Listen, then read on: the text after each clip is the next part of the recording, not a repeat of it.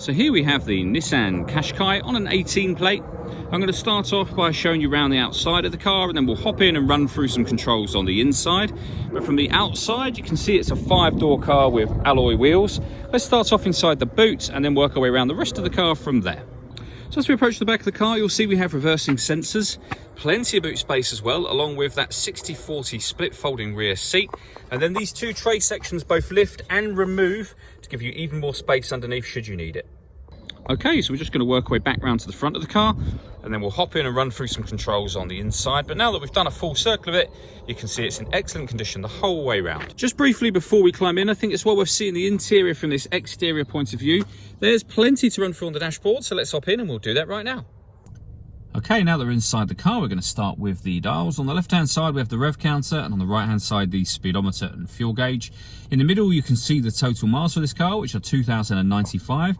And above that, a digital readout for the speedometer. You can change the information that's displayed there for various different bits of trip computer information, your audio, as you can see, lots of menus, eventually back round to the beginning again.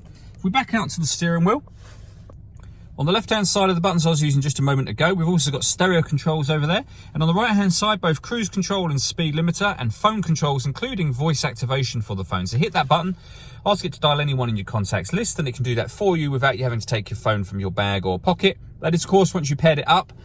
And that is done over in the central screen area just here. Hit the phone icon, and then just follow the instructions on screen by using this dial and the button in the middle there. When it comes to music in this car, we have DAB radio as well as AM and FM, as you can see, and it will keep cycling round. We've got a CD player, auxiliary and USB inputs as well, so plenty of ways to listen to your music in this car. Below that, we have the dual zone climate control, so you can adjust the passenger and driver temperatures separately, the fan speed up and down from here. You can then determine what direction you'd like the air to be distributed in. And when you're happy with those settings, hit the AC button to turn the air conditioning on. And when that light is on, the air conditioning is on. Or you can hit auto, and it will maintain those two temperatures by taking full control of the fan speed for you. You can override that anytime you wish to by readjusting the fans, and you'll see the auto has now gone off.